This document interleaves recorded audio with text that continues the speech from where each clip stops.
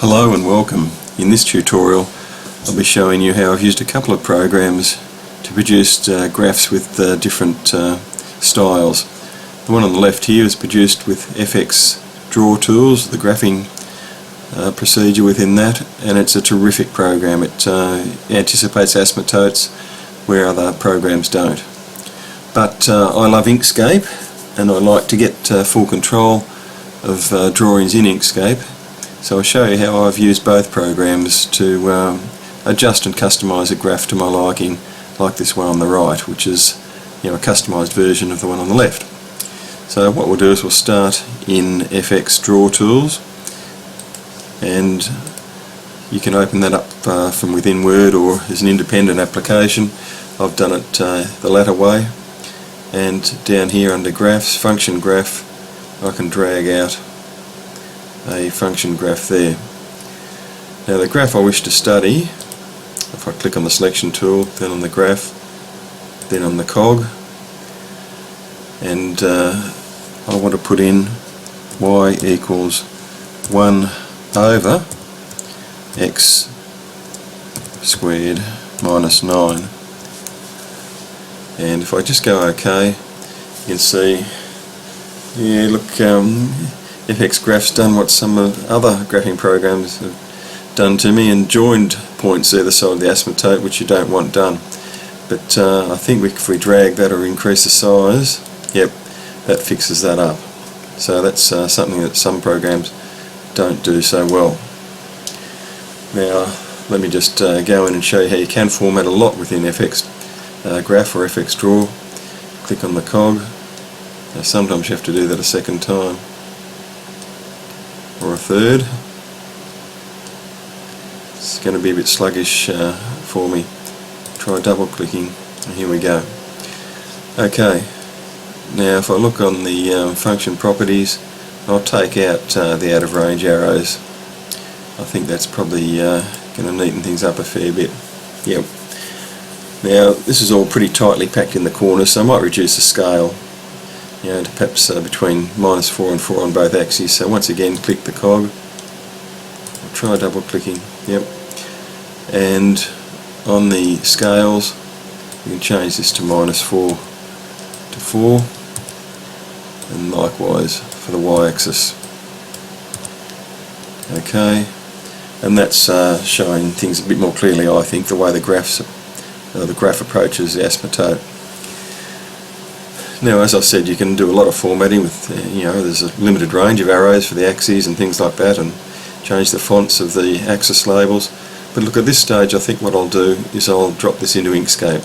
So under File, I go Save as SVG, which is a scalable vector graphic format that's native to Inkscape. And if I give that a name, I'll just call it Graph, and save to the desktop. And now I'll go back to Inkscape, and here we go. Now I'll scroll down and try and repeat what I had above. Actually, what I'll do is I'll go File, Open within Inkscape. This will open the FX Graph file within Inkscape. If I look for Graph, and should be there it is, and Open,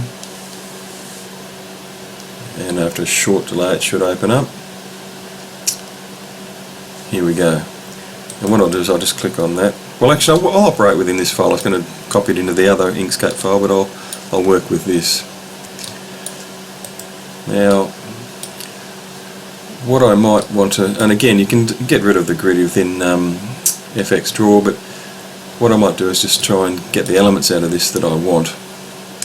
Now if I perhaps if I click on that, the whole lot's selected. I think it comes in as a group, so if I go Control U to ungroup, you can see that there's several objects selected now, so I think I've broken that up into its constituent parts. So if I click on the first, let's see, I'll move that, yeah, that's all the graph parts, Control Z. So I've selected the graphs, shift click on the asymptote, and I think that's selected, that one looks selected too. And look, I might actually before I do that I might draw my own axes. So I go B for the Bezier pen tool, I'll click and just draw over those. Yep, and enter. If I thicken them up with the stroke style, I'll change to millimetres. Say 0.5. Control D and rotate that 90 degrees. You can see I've got two axes there. I'll shift click my axes, shift click the graph, shift click the asymptote, and that seems to be a pair anyway, and Control C. So see if I can extract that from that graph. Down here, Control V. Yep, and you can see I've got a subset of graph elements there I can now work with. Now let's concentrate on this. Perhaps this axis I can shift and drag the arrow, drag it down to about there. Now one thing I've found with the graphics that come from FX tools into Inkscape is they come in as different lines, and if I select that graph, see if I can ungroup that anymore. Control U, yes, and it's come into three parts. I'll Control Z, see if I can do this in one group. Up under Path, Object to Path. Now if I press N and select that, you can see it's all nodes. Ah yes, it's done all three and turned them into Inkscape paths, which is good. That means now I can click on them, click on that, and perhaps change the colour to red by shift clicking red or whatever, and I can change the thickness in millimetres and bump that up to, say, well, let's say 1 millimetre. Yep, so now I've got control over those elements.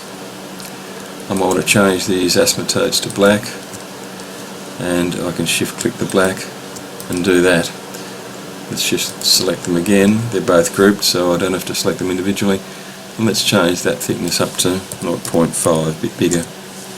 Yep, so we're starting to get the control within Inkscape. Now of course that's a graph to scale, but sometimes sketch graphs you want to exaggerate certain features or condense things into a smaller space. So if I click on this graph and Control U to ungroup it, click away, now I can just click on this middle section. Now holding Shift I might be able to drag that down there into a more convenient range and drag the asymptote. Again, Control U to ungroup them if they're both selected, and then Control drag that perhaps to there. Click on this one, Control drag to there. Click on this branch, I might want to exaggerate this a bit, drag it to there. So again, it's not to scale, but it might be more convenient to have it a little bit more condensed and looking like that. Even here, I know it, oops, Control Z, actually nearly what I wanted to do. But I might want to just, this red graph I'm trying to get, yep, I can control and drag that down a little bit just to show the axis a bit more. Again, not technically to scale, but sometimes it's more convenient to show different features. The x-axis I might just want to drag this end out a little bit, and I might want to put an arrow on it. I'm not sure which end was created first, so I'll try that one. No, Control Z. Oh, that's, oh, of course I was sure. It's one I drew. I thought it was one that came in from FX tools. There it is. And I think if I do the same there, that should, no, I've still mucked it up. If you do that, just change it back or Control Z and then try the other end. You can see I'm getting the graph that I wanted. I mean, I might want to select these branches too. You can use the arrow keys for fine control and move those up a bit just to show that there's a bit of a gap. We can still see that they approach the axes there. You can also use the text tool within Inkscape to draw equations and label axes. I'll just go back and show you the end result in the previous file.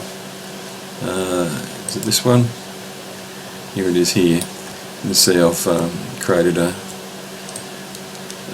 equation for the graph, and you can click on that and drag. I've grouped this and drag it around to where you want. And I've included axis labels. Even things like this, graphing software often automatically puts the axis division numbers regularly spaced, but I want this one to the left, the asymptote, and this one to the right, so I can drag those around and put them where it's convenient or where I've got space. Just that little bit of finer control, especially if you're preparing some notes or a test question. Anyway, I hope that shows you a little bit of FX tools and Inkscape, and as always, thanks for watching.